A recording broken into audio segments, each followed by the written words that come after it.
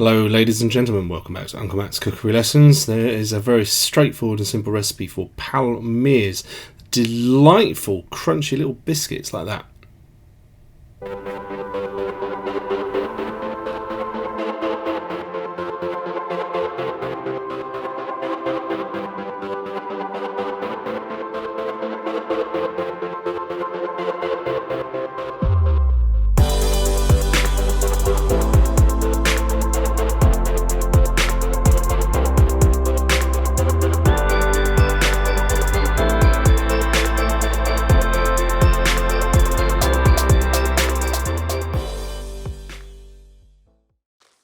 So, hopefully got your appetite going there. So simple, so easy, so blooming unhealthy, but you know, it's very close to New Year's Eve, and I thought Christmas is out of the way, and before everyone kicks into their new diets in the new year, let's just give ourselves a reason. So let's make these unbelievably delicious and crispy puff pastry biscuits.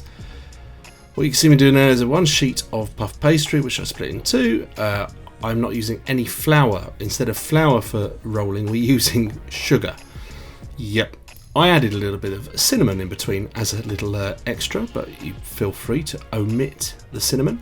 So basically, 2 even rectangles of pastry, sugar underneath, sugar in the middle, sugar on the top. Oh yes, more sugar now. Push them together, and then we're gonna roll out that one more time into a nice long neat rectangle shape. It is important that you try to keep this a really nice tidy rectangle. Once you're happy you've got that, we're going to business letter fold it, so one end to the middle and then the other end overlapping that. Give that a little press down, pop that in the fridge for about 1 hour. Okay, 1 hour later. Mobile phone cam there for a bit of a change, and there we go, more sugar. Oh god, I did put a recipe there, but obviously just keep adding sugar until you don't need it. But that's what's going to make the difference between just, you know, a nice little puff pastry petit four and something like this. And so the word Palmier, it translates to palm leaf or palm tree. So basically it's supposed to look like the leaf.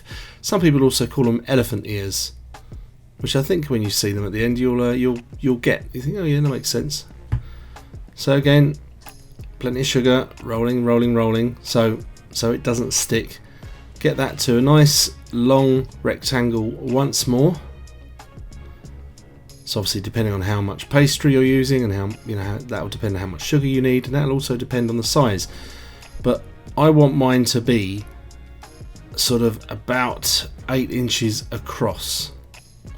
And here we go. So one long length, fold each end in a bit, not to the middle, and then another fold, give them a little press down in between, and you do not want these to meet in the middle. You want to leave a gap like that. That's important because we're going to fold this over itself. So find a little press there, and then one little bit in the middle, fold that thing over, and that has got to go back into the fridge once more. At least 1 hour, but you can, can be several hours. That's fine, or overnight. So get that away, and here we go. Yeah, a bit more sugar on the board. Just trim off the very, very outside piece there, little thin piece, and I'm going for about 1 centimetre in thickness. And there you go. That's why it's important for it to be chilled. If it was like room temperature, it might not cut very well, and you'd squish the layers together and then it wouldn't puff out how you want it to. So work your way along, and that's that final bit of trim that's got to come off. And then it's going to be time to get these onto a tray, lined with a baking sheet, or if you've got silicone mat, use that. A preheated oven. And then just open them up just a little bit like that. That helps them get going. Now that was after about 15 minutes. Flip them over because we want to get them even on the other side. Some of them have puffed out a bit more than others because they had a bit more room, so I'm just trying to rearrange on the tray to make sure every one of them's got a little bit of space. And back in the oven for about another 10 minutes or so. But you're cooking these until they're lovely, gorgeous, deep, caramelised golden brown. And guess what? They're hot.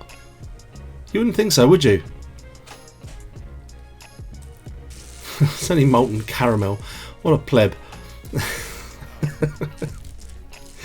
Anyway, yeah, get them on a cooling rack.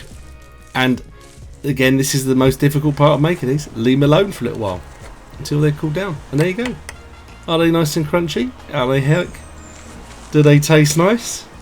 Well, hang on. Here's the snap. And there's the crunch. And of course they taste nice. Anyway, thanks for watching Uncle Matt's Cookery Lessons. See you again soon. Bye.